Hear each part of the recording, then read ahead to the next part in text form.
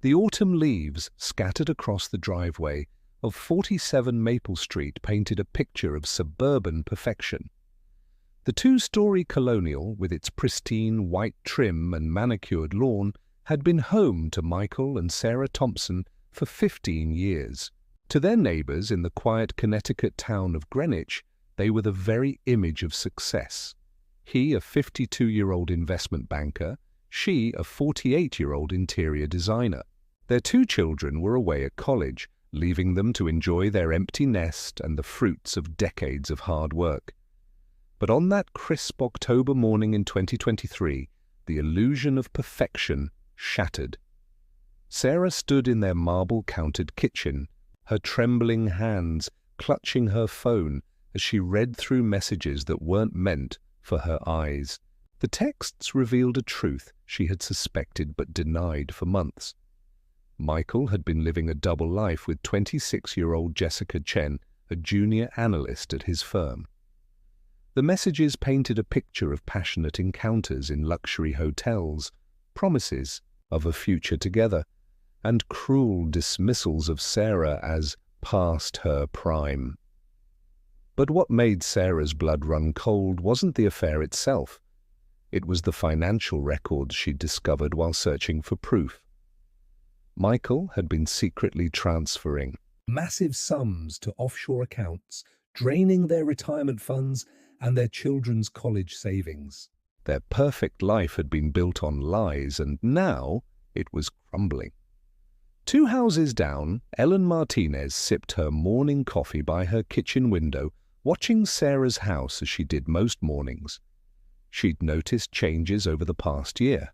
Michael's late nights at the office, the unfamiliar silver Mercedes that sometimes parked a block away, Sarah's growing isolation. Ellen had tried reaching out, but Sarah had pulled away, throwing herself into charity work and yoga classes, maintaining a facade of contentment that was beginning to crack. The affair had started innocently enough at a company recruitment event 6 months earlier. Jessica Chen stood out among the fresh-faced graduates, her ambition burning bright beneath a carefully crafted exterior of wide-eyed innocence. For Michael, her attention was intoxicating. Her laughter at his jokes, her subtle touches, the way she looked at him like he was still the powerful man he'd been in his prime. It awakened something he thought he'd lost.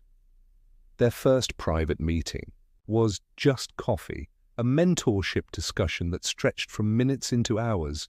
Soon, coffee became drinks, drinks became dinner, and dinner became nights in luxury hotels where Michael could pretend he was living a different life. Jessica played her part perfectly, never pushing too hard, always leaving him wanting more. But beneath her seeming adoration lay calculation. She hadn't grown up poor in Queens, watching the Manhattan elite from afar, to settle for being someone's secret. Sarah noticed the changes in Michael gradually. The late nights grew more frequent, his explanations more elaborate. His phone became a fortress of passwords and deleted messages. But it was the small things that hurt most, the way he stopped reaching for her hand during their evening walk, how his eyes skimmed past her at social events, the growing silence at their dinner table. The breaking point came when Sarah discovered the financial transfers. Years of trust and shared dreams decimated in moments as she stared at bank statements showing hundreds of thousands of dollars moved to accounts she'd never known existed. The betrayal went beyond the physical. Michael was systematically dismantling their entire life together. That morning, as Sarah stood in their kitchen holding proof of Michael's duplicity, something shifted inside her. The hurt and shock gave way to a cold, clear anger. She thought about their children, about the life she'd built, about the years she'd given to this marriage. She thought about Jessica Chen, barely older than their daughter, playing house with her husband in luxury hotels while their family's future drained away into secret account. Michael was in his Manhattan office, when Sarah's first text arrived. A simple screenshot of one of his messages to Jessica, followed by bank statements. His carefully constructed world began to crumble. Panic rose in his throat as he tried calling Sarah, only to find his number blocked. His next call was to Jessica, but she too had gone silent. The control he'd maintained so carefully was slipping away. What happened next would shock the quiet community of Greenwich to its core. Sarah Thompson, the perfect corporate wife, had discovered not just her husband's infidelity, but his plans to leave her penniless.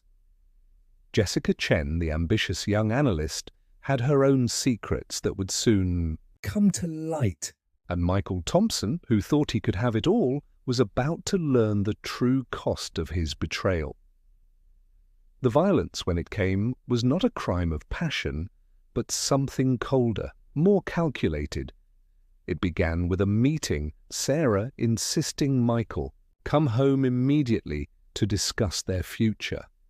He arrived to find not just Sarah but also Jessica waiting in their living room.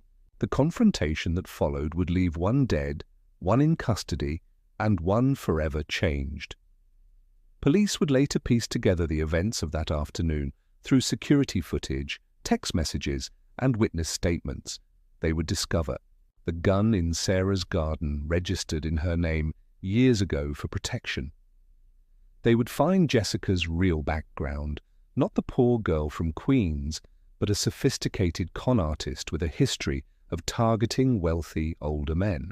They would uncover Michael's elaborate financial schemes, the money hidden away, the plans for a new life that would never come to be.